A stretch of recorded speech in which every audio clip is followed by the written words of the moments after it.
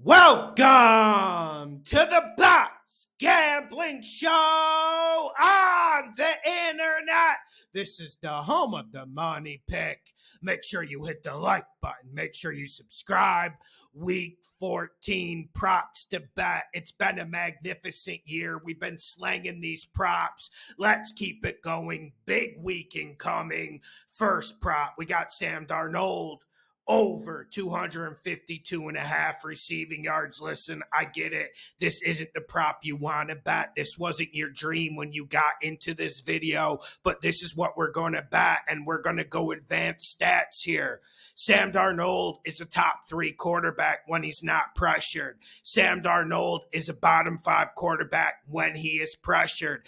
And when you look at Atlanta, one theme this whole year, they just can't get pressure on the quarterback. They also can't seem to cover anyone. They're going to play soft zone. They're going to be afraid of Addison and Jefferson. And I think Sam Darnold is going to have plenty of time. Aaron Jones is fumbling the ball plenty, and that is a huge issue. I think the Vikings era out here, I actually see a world where this game can turn into a shootout. I know Kirk Cousins was poor last week, but you have to think he's going to muster some sort of response.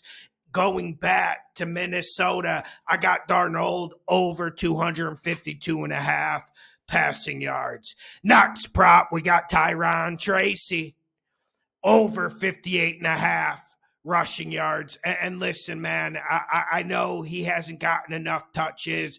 I know Singletary is still working into his load, but I think Tracy goes off this game, and I think the Saints struggle against the run.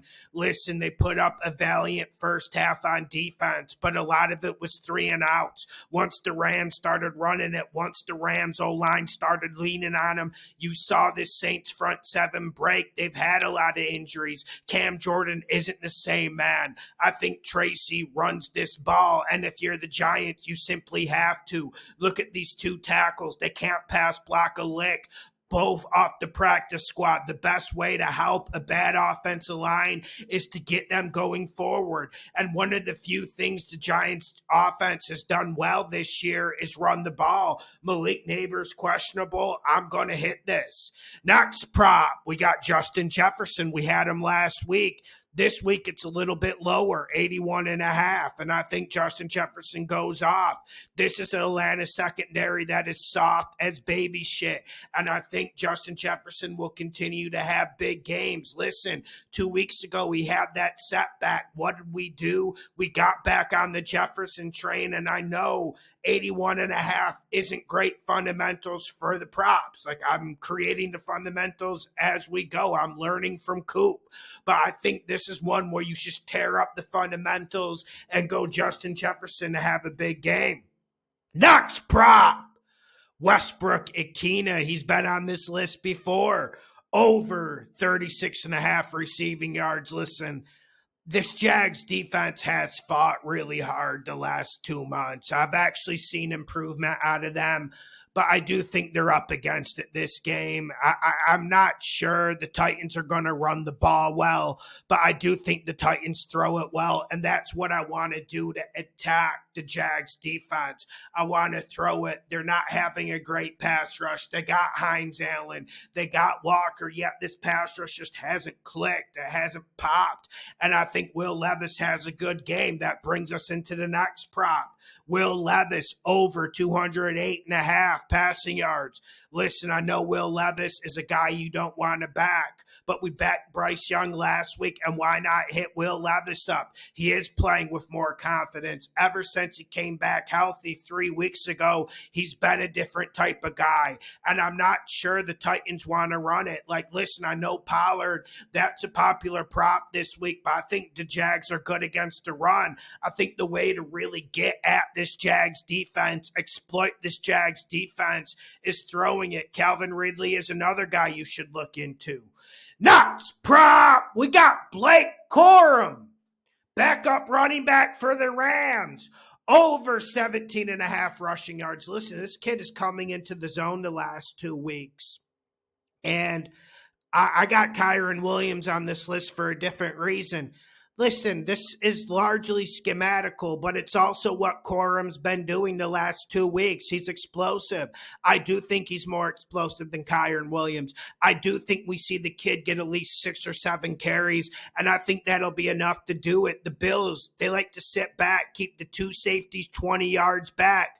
They'll have 7. They'll have soft boxes. And this Rams offensive line has played better. That second half against the Saints front 7 is an absolute blueprint this Rams team needs if they're going to do anything the second half of the year. I think Corum goes off, and I think he's going to keep eating and eating into Kyron Williams' production as the year goes on. Give me Corum over 17.5 rushing yards. A lot of this is schematical, but I also think this kid's on the rise.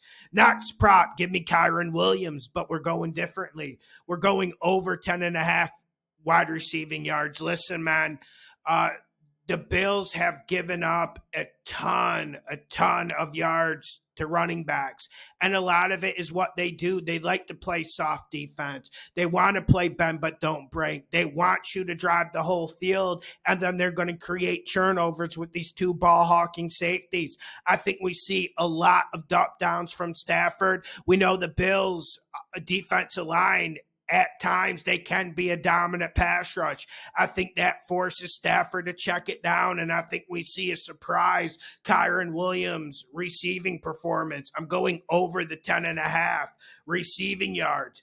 Staying in the same game, I'm going Shakir over 54.5 receiving yards. Listen, the Rams play a lot of cover 3, a lot of cover 4, and Shakir's the main option for Josh Allen when those coverages are played. And I know he's fast. You would think Shakir eats man-to-man. Well, not really. He's also a smart and cerebral receiver, something I didn't see coming. And I truly believe he's Josh Allen's favorite target by far. I think he gets going against a Rams secondary that has overperformed this year. But I do think they have weaknesses. I do think the zones are softer than you think. Can Geno Smith exploit it? But Josh Allen in the pocket, him scrambling around, I should see Shakir getting loose here, and I think Shakir goes over. I think he goes over by a lot. I think you can bring this up to 75.5, 78.5 if you want to hit the alts like we did with Bryce Young last week. Give me Shakir over 54.5 receiving yards. Next prop, we're going Justin Herbert over 230.5. It wasn't good last week. It was a weird game, outlier performance. It wasn't good enough. I'll take my cup uppance for that, but I'm going right back at it. And this Chiefs secondary is extremely weak, man, and I don't know why people aren't noticing it. Bryce Young tore him up. Aiden O'Connell tore him up. Baker Mayfield tore him up. Hell, even Gardner Minshew had one of his better days of the year against him, and I think you can get against them. I think this is going to be a symbiosis.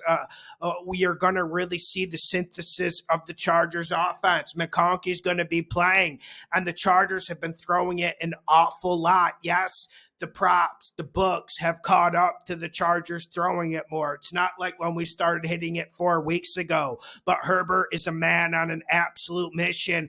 And if the Chargers can block Chris Jones, which I think they will, Herbert should have plenty of time. I'm going over the 230.5. Next prop, we're going Bryce Young. Again, he's on the list again. Man, I'm not trying to be flippant. I'm not trying to be dismissive. I respect the betting game. I respect the books. I know how hard it is. I'm not doing this for the lulz.